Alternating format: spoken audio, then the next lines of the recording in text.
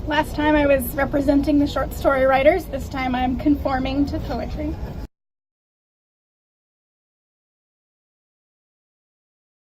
The corner where we crouched during Operation Cast Iron Protective Pillar of Defense, or whatever the hell they called the last one, is crowded with rickety shelves.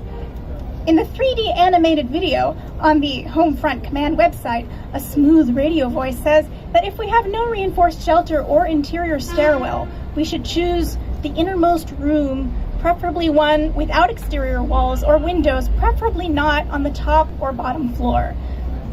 Our apartment is on the top floor. We have no rooms with no windows.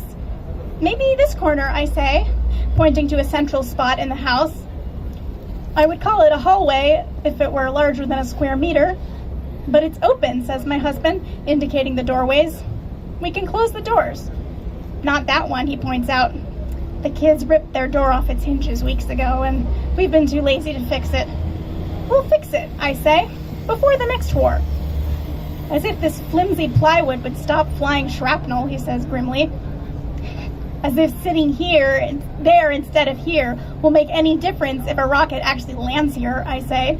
And we exchange a glance and laugh. Because what can you do but laugh?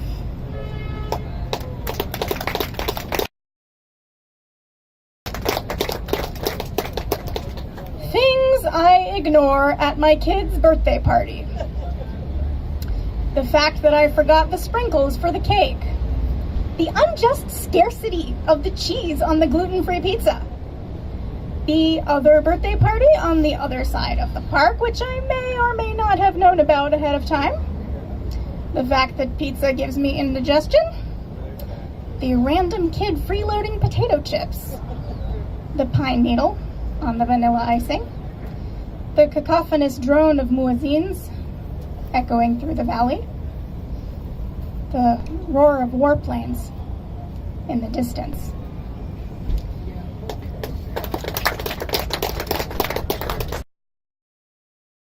This next one is actually from my upcoming novel. It's called Disengagement, written by one of the characters in the book who is a poet.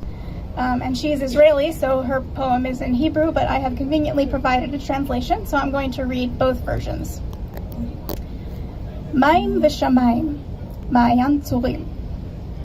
כששמש ארגמן שוקעת בים ומפזרת קרני אור באלף גוונים של כתום ותכלת, הקו המפריד בין מים לשמיים הולך לו ונעלם.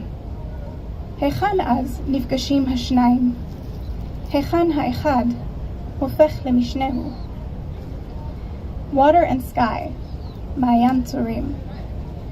When a wine-red sun sinks into the sea and scatters rays in 1,000 shades of orange and blue, the line that divides water and sky disappears. Where then do they meet? Where does one become the other?